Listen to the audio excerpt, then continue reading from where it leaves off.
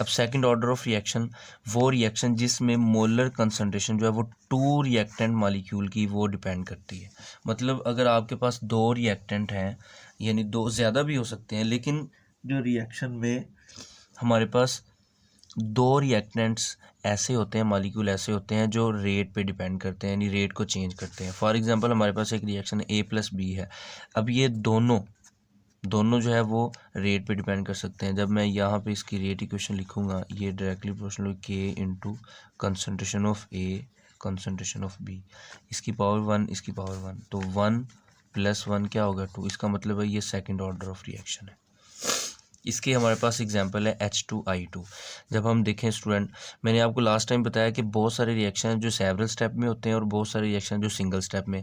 अब ये single step reaction है। अब इसमें हम क्या करेंगे, इसकी जब हम लिखते हैं रेट इक्वेशन, तो देखें K कंसनट्रेशन ऑफ H2 इसकी पावर 1 कंसनट्रेशन ऑफ I2 इसकी पावर 1।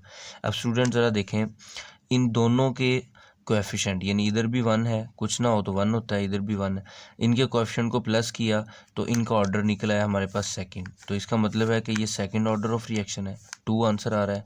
तो यही इसकी रेट डिटरमाइनिंग स्टेप भी यही होगा और ये सिंगल स्टेप रिएक्शन होगा।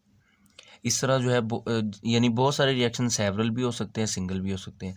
और जितने भी सिंगल स्टेप रिएक्शन है, एलिमेंट्री सिंगल स्टेप रिएक्शन, वो रिएक्शन जो एक ही स्टेप में कंप्लीट हो जाते हैं, कोई इंटरमीडिएट दरमियान में नहीं बना, जैसे पीछे हमने पढ़ा N2O5 में, लेकिन यहाँ पे नहीं बनता। तो इसका मतलब है कि ये वाले जो रिएक्शन है ये फॉलो करते हैं, ओबे करते हैं किसको, ये करते हैं लॉ ऑफ मास एक्शन को।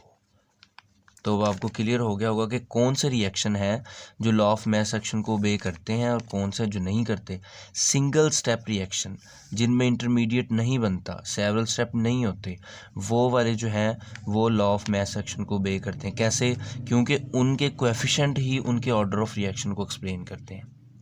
ऐसे ही हमारे पास अगर हम इसकी बात करें, अब ये जो नाइट्रिक ऑक्साइड है ये ओजोन से मिलकर नाइट्रोजन डाइऑक्साइड और ऑक्सीजन बन रहा है। अगर हम देखें इसके कोएफिशिएंट इधर भी 1 इधर भी 1, तो इसकी जो रेट इक्वेशन है वही हमें एक्सप्लेन कर रही है कि इसका ऑर्डर ऑफ रिएक्शन यानी NO पावर 1, यहाँ पर O3 इसकी भी पावर 1। तो इसका मतलब है 1 + 1, यानी इनकी पावर को प्लस कर दें, वही हमारे पास ऑर्डर ऑफ रिएक्शन होता है। तो इस इक्वेशन का ऑर्डर ऑफ रिएक्शन वो भी 2 है, ये सेकंड ऑर्डर ऑफ रिएक्शन है। तो ये भी जो है सिंगल स्टेप है और ये ओबे कर रहा है लॉ ऑफ मास एक्शन को।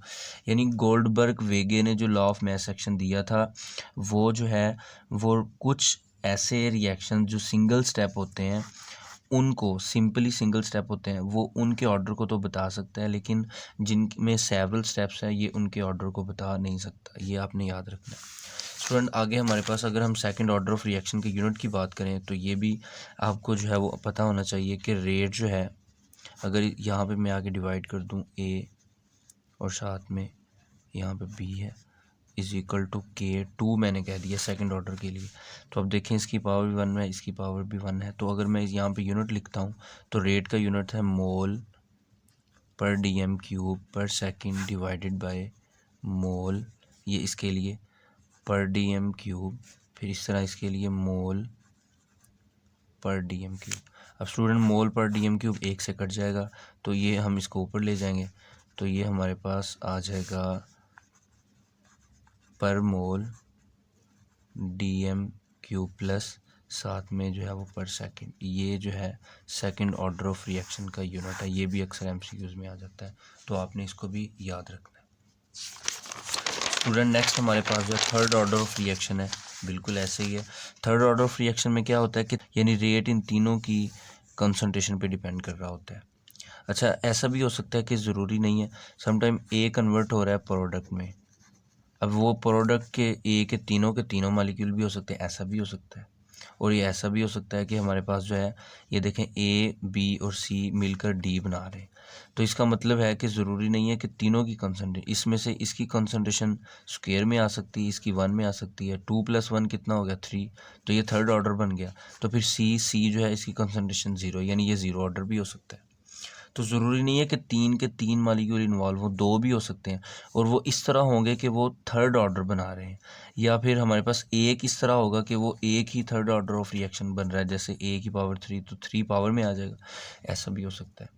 तो ये मैंने आपको बताया कि लॉ ऑफ मास एक्शन में कि जो ओबे करते हैं, अगर सिंगल स्टेप है तो ये लॉ ऑफ मास एक्शन को ओबे करेंगे, इनके कोएफिशिएंट ही इनके ऑर्डर ऑफ रिएक्शन को एक्सप्लेन करेंगे। अदरवाइज जो है अगर ये सेवरल स्टेप है तो इनका जो स्लो स्टेप होगा या रेट डिटरमाइनिंग स्टेप होगा वही इनका ऑर्डर ऑफ रिएक्शन होगा। तो इसमें अगर हम देखें तो यहाँ पर 2+1 कितना आंसर आ गया 3, तो ये वाला जो रिएक्शन है ये हमारे पास जो है ये थर्ड ऑर्डर ऑफ रिएक्शन है। इसकी हमारे पास स्टूडेंट बेस्ट एग्जांपल वो ये है कि जब FeCl3 इसको हम ट्रीट करवाते हैं पोटाशियम आयोडाइड के साथ, तो हमारे पास ये जो है वो प्रोडक्ट बन जाती है।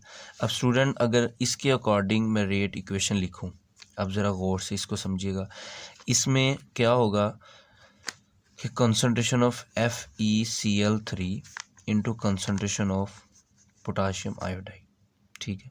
अब अगर इसकी पावर मैं लिखता हूँ, इसकी पावर तो 6 आनी है, इसकी पावर 2, ये तो 8 हो गया, 8 ऑर्डर ऑफ रिएक्शन इसका आ गया, मतलब according to balance chemical equation. लेकिन ऐसा नहीं है, अब ये वाला रिएक्शन जो है ये सेवरल स्टेप में हो रहा है, इसके 2 स्टेप है यहाँ पर।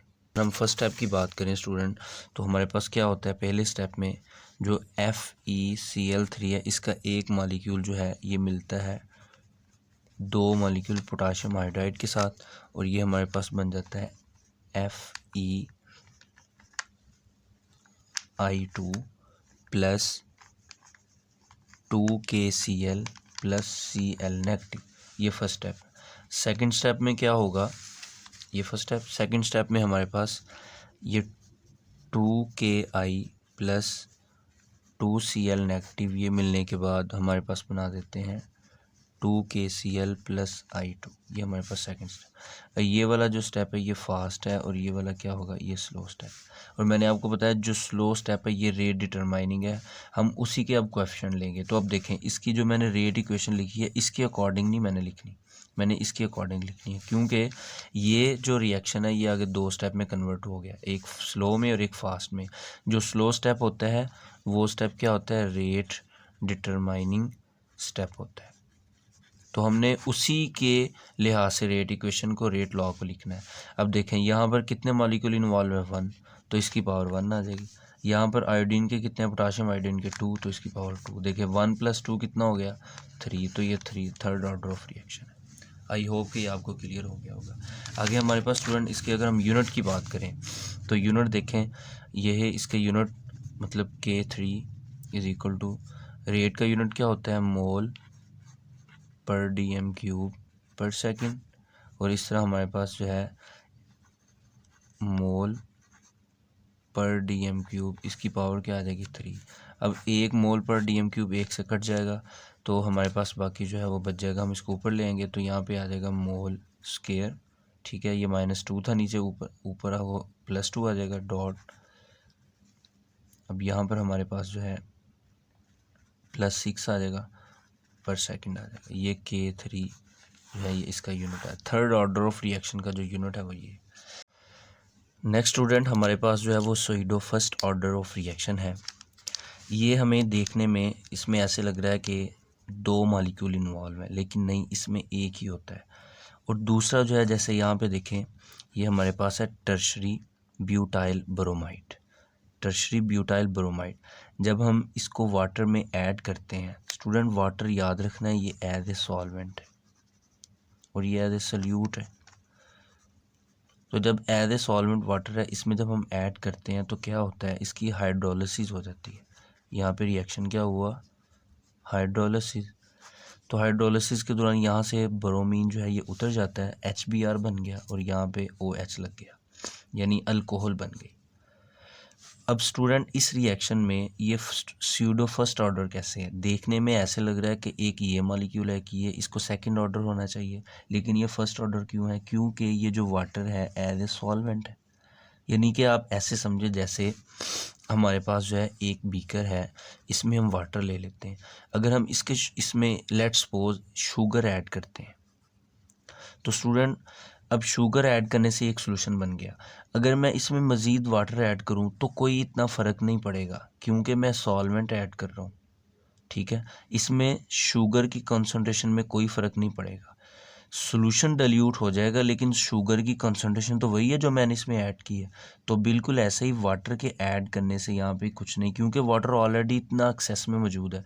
तो ऐसे ही सॉल्वेंट का यहाँ पर कोई इफेक्ट नहीं है, यानी कि अगर आप वाटर ऐड करते जाएं तो इसकी कंसंट्रेशन इंडिपेंडेंट होती है।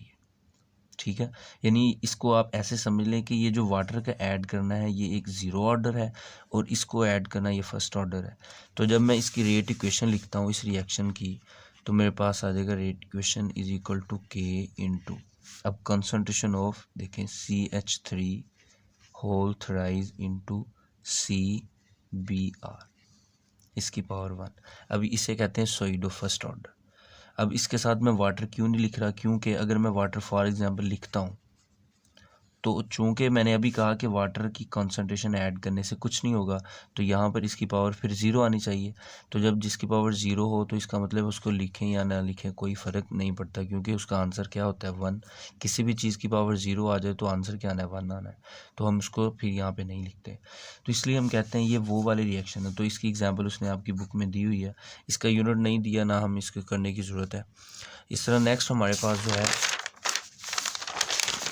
फ्रैक्शनल ऑर्डर ऑफ रिएक्शन, ये कौन से होते हैं? देखिए मैंने आपको बताया था कि जो ऑर्डर ऑफ रिएक्शन है यानी n, ये पॉजिटिव भी हो सकता है, ये नेगेटिव भी हो सकता है, ये ज़ीरो भी हो सकता है और इस तरह ये फ्रैक्शनल भी हो सकता है। अब ये उसने हमें एक एग्जांपल दी है फ्रैक्शनल की। अब इसमें क्या होता है देखें, क्लोरोफॉर्म CHCl3 जब हम इसका ट्रीट करवाते हैं क्लोरीन गैस के साथ तो क्या बनता है, कार्बन टेट्राक्लोराइड साथ में HCl बन गया। अब स्टूडेंट यहाँ पर देखें, इसका अगर मैं रेट इक्वेशन यानी रेट लॉ लिखूँ तो K into concentration of CHCl3 into Cl2 दोनों की कॉन्सेंट्रेशन। अब स्टूडेंट यहाँ पर अकॉर्डिंग टू इक्वेशन यहाँ पे 1 आ गया, तो इधर भी 1 आना चाहिए था, नहीं, लेकिन यहाँ पे वो कह रहा है कि 1/2 ये आ रहा है। इसका क्या मतलब है? इसका मतलब ये है कि अगर मैं क्लोरोफॉर्म की कंसंट्रेशन बढ़ाता हूँ तो रिएक्शन का रेट बढ़ गया, ठीक है। अगर मैं क्लोरीन की कंसंट्रेशन बढ़ाता हूँ तो रिएक्शन का रेट बढ़ेगा, लेकिन उतना नहीं बढ़ेगा। कितना बढ़ेगा? हाफ, 1/2। इसका जो इफ़ेक्ट है वो कितना है, वो हाफ है। यानी पावर हमें बताती है कि इसकी कंसंट्रेशन का रेट पे क्या इफ़ेक्ट है, इसकी पावर बता रही है कि इसकी कंसंट्रेशन का रेट पे क्या इफ़ेक्ट होगा। फॉर एग्जांपल अगर यहाँ पे 2 होता तो इसकी कंसंट्रेशन बढ़ाने से स्क्वायर हो जाना था, तो रेट भी डबल हो जाना था। तो यहाँ पे 1 आ रहा है, इसका मतलब है कि इसकी कंसंट्रेशन बढ़ाएं, रेट सिंपली बढ़ेगा। अगर इसकी कंसंट्रेशन बढ़ाऊँ तो कितना इफेक्ट होगा, हाफ इफेक्ट होगा, इसके जितना नहीं होगा। तो इस वजह से हमारे पास ओवरऑल अगर जब मैं इसको देखूंगा इसका ऑर्डर क्या होगा, 1 + 1/2, ये आ गया 1.5। तो इसे हम कहते हैं फ्रैक्शनल ऑर्डर ऑफ रिएक्शन। ये भी आपकी बुक में उसने एग्जाम्पल दी थी, तो हमने इसको भी कर लिया।